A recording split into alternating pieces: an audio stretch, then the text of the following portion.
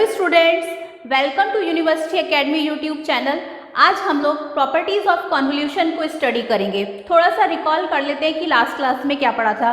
Last class में हम लोगों ने देखा था कि कॉन्वोल्यूशन क्या होता है और उसके कुछ फॉर्मूलाज हमने डिस्कस करे थे, जिसमें हमने देखा था कि कॉन्वोल्यूशन जो होता है वो हमारा, हम ये कह सकते हैं कि कॉन्वोल्यूशन जो है एक मैथमेटिकल ऑपरेशन होता है which express input and output relationship of an LTI system. So we can say that कि जो आउटपुट होता है आपका कॉन्वोल्यूशन का वो आता है yt is equal to xt convolution with ht, जिसमें हमने देखा था कि xt हमारा कोई इनपुट सिग्नल होता था और ht हमारा impulse response of the signal है। इसे हम ये भी लिख सकते हैं कि y of t is equal to होता है इंटीग्रेशन ऑफ माइनस इन्फिनिटी से infinity x of tau h t minus tau d tau। so this is the formula of convolution। और इसकी अगर हम डेफिनेशन की बात करें तो हम ये कह सकते हैं कि convolution is the sliding one signal over folded and shifted version of another signal। ये हम लोगों ने लास्ट क्लास में डिस्कस करा था। नाउ आज हम कुछ प्रॉपर्टीज ऑफ कॉन्वोल्यूशन के बारे में डिस्कस करेंगे, जिसमें कि कुछ इंपॉर्टेंट प्रॉपर्टीज हम देखेंगे। चलिए फिर स्टार्ट करते हैं आज का topic, properties of convolution. First property है हमारी कम्यूटेटिव प्रॉपर्टी। कम्यूटेटिव प्रॉपर्टी में क्या है, यहाँ पे हमारे पास दो इनपुट हैं जिसका हमने कॉन्वोल्यूशन कर रखा है x1 of t convolution with x2 of t, और जो आउटपुट पर हमें मिल रहा है वो मिल रहा है x2 of t convolution with x1 of t। Commutative property में हमने यहाँ पर ये बताया है कि if we sliding x1 of t over shifted and folded version of x2 of t, then we will get at the output sliding of x2 of t over shifted version of x1 of t।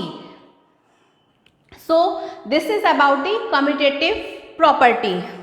Commutative property में आपको बस इतना याद रखना है कि अगर हम x1 ऑफ t को कॉन्वोल्यूशन कर रहे हैं x2 ऑफ t से, तो आउटपुट हमारा आएगा x2 of t convolution with x1 of t।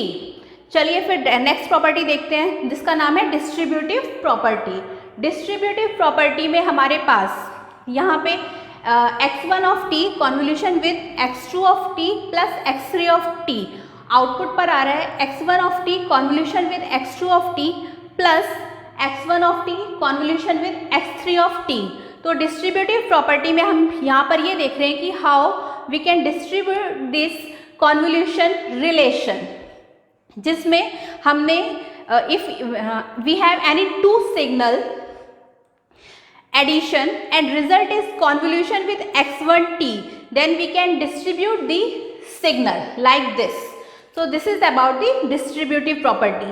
एक बार और distributive property के बारे में डिस्कस कर लेते हैं। इसमें हमने यहाँ पे suppose if we have any two signal addition and result is convolution with x1 of t, then we can distribute the signal like this। so this is about the distributive property।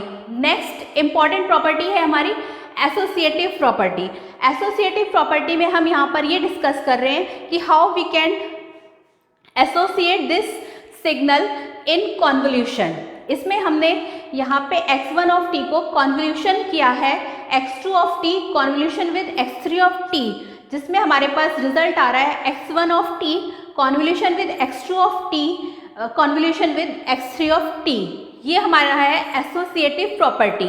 इसी तरीके से कुछ और important properties हैं जिसको हम one by one करके discuss करेंगे। ये सारी ही प्रॉपर्टीज़ जितनी हैं ये काफ़ी ज़्यादा इम्पॉर्टेंट हैं, इन्हें आपको याद रखना है। नेक्स्ट इम्पॉर्टेंट प्रॉपर्टी है हमारी शिफ्ट प्रॉपर्टी। इसको रफ कर देते हैं।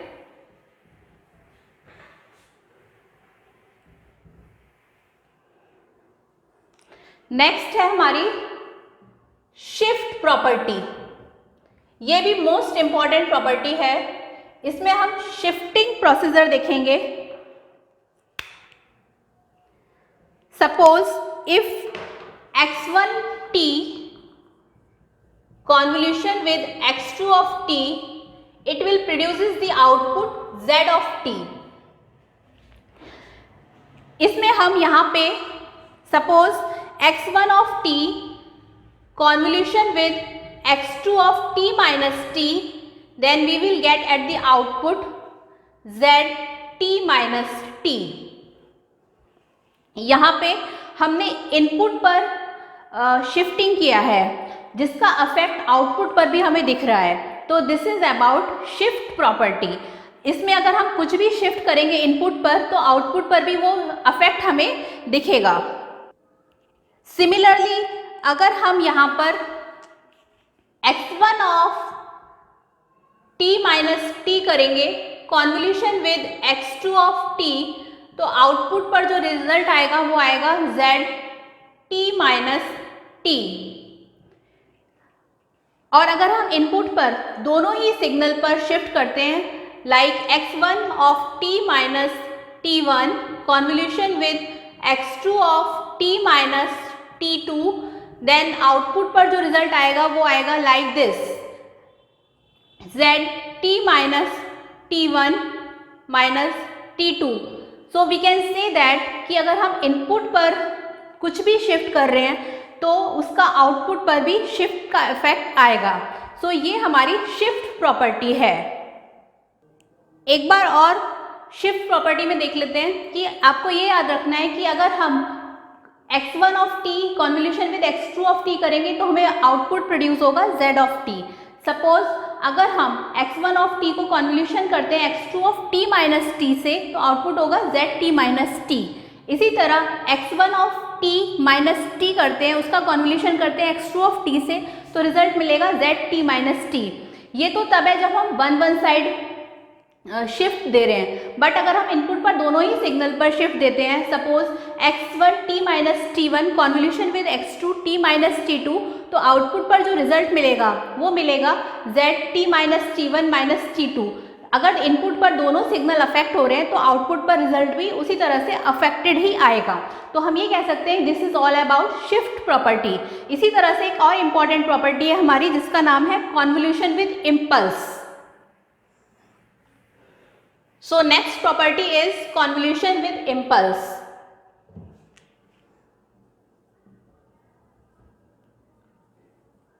Convolution with impulse, ये भी हमारी बहुत ज़्यादा इम्पॉर्टेंट प्रॉपर्टी है और आपको इसे याद रखना है।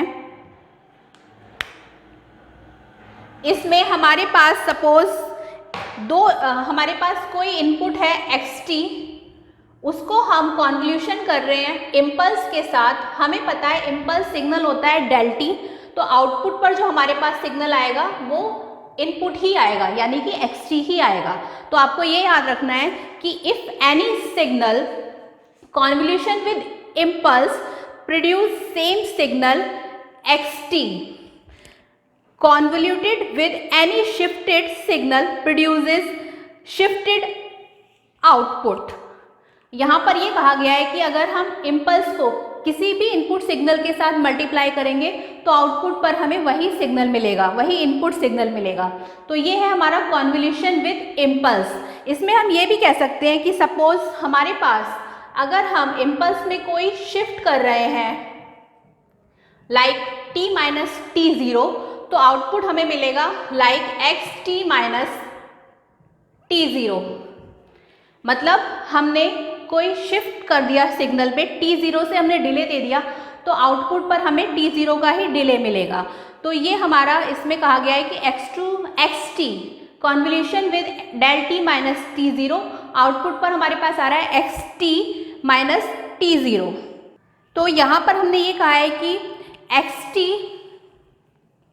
Convolution with any shifted signal produces shifted output. First property first में हमें ये याद रखना है कि if any signal convolution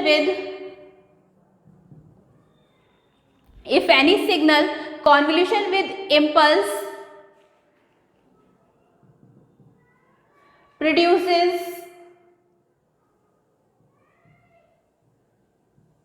same output, this is about xt of t convolution with del of t is equal to x of t produces same output or same signal. You can say anything. This is about this. And the second one is, suppose xt is convolution with any shifted signal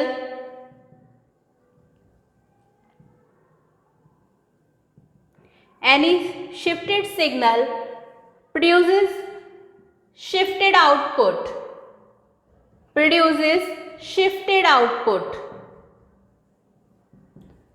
So this is about x of t convolution with del of t minus t0 is equal to x of t minus t0. So this is about convolution with impulse. ये भी आपकी एक important और आप कह सकते हैं most important property है. इसमें एक एग्जाम्पल भी हम इस प्रॉपर्टी का डिस्कस कर लेते हैं. इसको रफ कर देते हैं.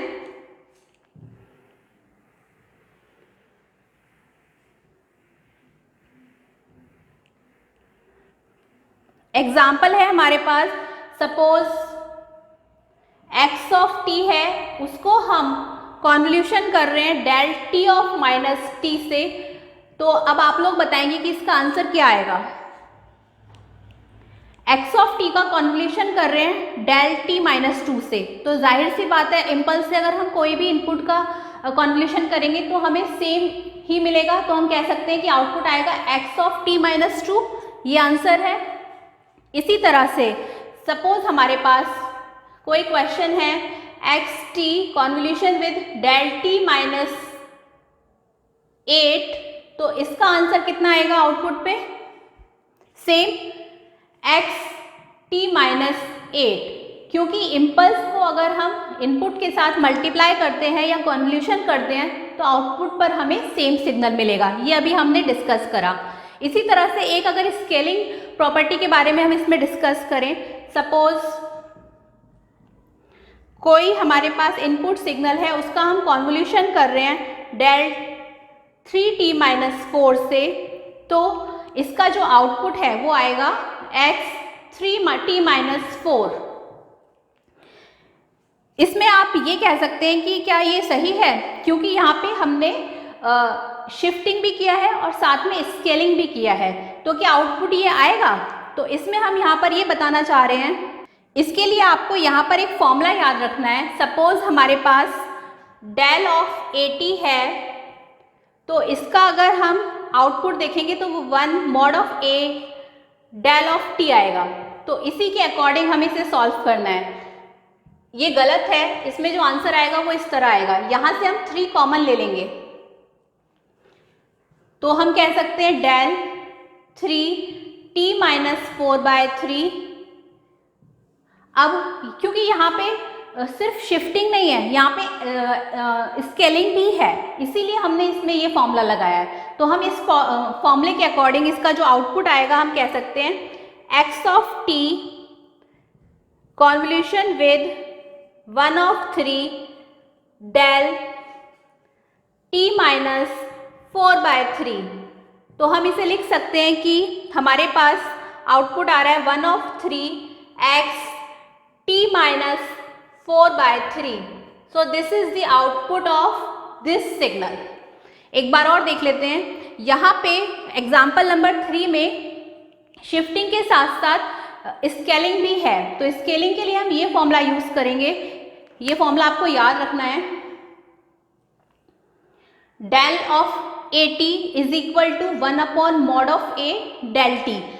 तो इस फॉर्मूले को यूज करने के लिए पहले हमें इसे इसकी तरह बनाना पड़ेगा. तो यहाँ पे हम 3 पहले कॉमन ले लेंगे, तो यहाँ आ जाएगा डेल ऑफ 3t माइनस 4/3. अब ये हो गया A, तो A आ गया हमारा नीचे 1/3 और ये t माइनस 4/3. अब आप जब x3 को डेल ऑफ t से मल्टीप्लाई करेंगे तो x3 ही आएगा. तो आउटपुट आ गया 1/3 xt minus 4/3. So this is the output of this signal. तो आई होप आपको ये एक प्रॉपर्टी क्लियर हो गई होगी कि इसमें अगर हम इम्पल्स के साथ कुछ भी इनपुट पे मल्टीप्लाई करेंगे आउटपुट पर हमें वही सिग्नल मिलने वाला है. तो हमने आज कुछ प्रॉपर्टीज डिस्कस करी, जिसमें था हमारा commutative property, distributive property, associative property, shift property and the last is convolution with impulse property. I hope आपको आज का लेक्चर क्लियर हो गया होगा। अगर आपको कोई भी डाउट है तो आप कमेंट सेक्शन में जाके मुझे बता सकते हैं। नेक्स्ट क्लास में हम कुछ और इम्पॉर्टेंट प्रॉपर्टीज़ को डिस्कस करेंगे।